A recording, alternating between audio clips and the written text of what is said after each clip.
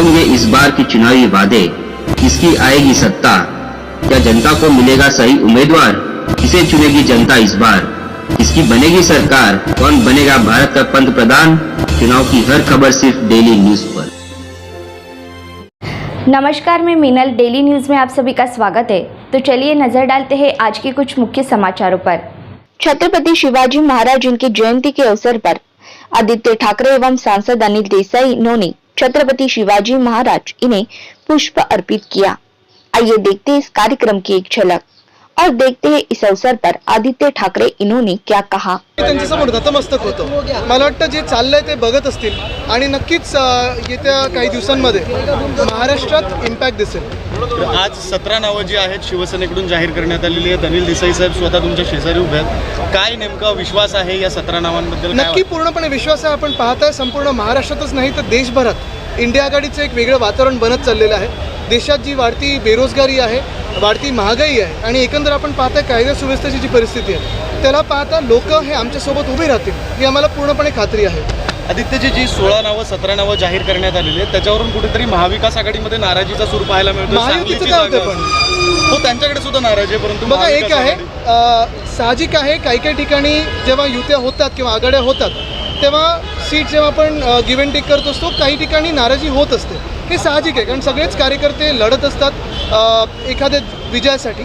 पण महत्त्वाची गोष्ट हीच आत्ता आपण पाहत असाल की काही सिटिंग जागा आम्ही त्यांना दिलेल्या आहेत, काही ते सगळं जे गिव्ह अँड टेक होतं जे पूर्ण बोलणी होतात ते झाल्यानंतर जे काही ठरतं ते लोकांसमोर आलेलं। आणि महत्त्वाची गोष्ट म्हणजे आम्ही नुसतं एक पक्ष म्हणून नाही तर एक महाविकास आघाडी आणि इंडिया आघाडी म्हणून लढत आहोत। आपण पाहत असाल देशात परिवर्तनाचे वारे वाहत आहेत आणि ह्याच्यात सगळेच सोबत येतील ही अपेक्षा आहे। कोणाच्या तरी वैयक्तिक काही कारणांमुळे कुठेही दगाफटका होऊ नये ही सगळ्यांची अपेक्षा आहे। ही नाराजी पूर्णपणे दूर होईल का? मला होईल तर कधी? मला वाटतं एक आहे जसं मी सांगितलं ना काही आमचे कार्यकर्ते त्यांचे कार्यकर्ते आपण आत्ता पण पाहिलं असेल एकाही शिवसैनिकांनी आघाडी विरोधात काही बोललेलं नाही किंवा पाऊल उचललेलं नाही।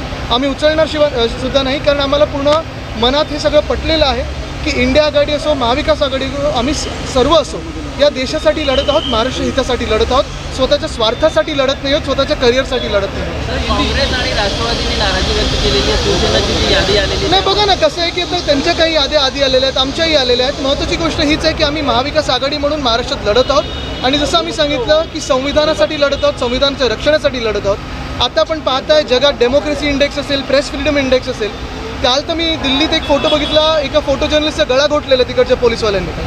हे वातावरण बदलण्यासाठी आम्ही सगळे लढत आहोत आणि सगळे एकत्र राहतील। बरं, तुम्ही महायुतीचा प्रश्न उपस्थित केलात की त्यांच्याकडे सुद्धा नाराजी आहे, अगदी रात्रभर बैठका सुरू असलेल्या दिसत आहेत, त्यांच्या अर्ध्यावेळी रात्रीच बैठका सुरू असतात। प्रकाश आंबेडकर संदर्भात काय बोलणार? कारण मुख्यमंत्री शेती करायला गेले होते की नव्हते? आता मला वाटतं पौर्णिमा होऊन गेली तुम्ही तर हिंदी सोबत होते, चर्चा पण होत होती पण त्यांनी सुद्धा यादी जाहीर केलेली आहे। बघा आम्ही सगळे जसं आम्ही सांगितलं जे काही होतं तर आपल्या समोर आहे, लोकांसमोर आहे। आम्ही डॉक्टर बाबासाहेब आंबेडकरांनी जे संविधान लिहिलेलं आहे त्याच्या रक्षणासाठी असेल, आपल्या देशातल्या लोकशाहीसाठी असेल आम्ही लढत आहोत, महाराष्ट्र हितासाठी लढत आहोत। आणि मुख्य गोष्ट हीच आहे की आम्ही सगळे स्वार्थ आम्ही सगळे बाजूला ठेवून महाराष्ट्रासाठी लढत आहोत। तर जे कोणी सोबत येऊ शकतात ते यावेत। हिंदी में यही भावना है हमारी। तो आज के लिए बस इतना ही। कल फिर मिलेंगे इसी समय इसी चैनल पर। तब तक के लिए मुझे दीजिए इजाज़त। धन्यवाद।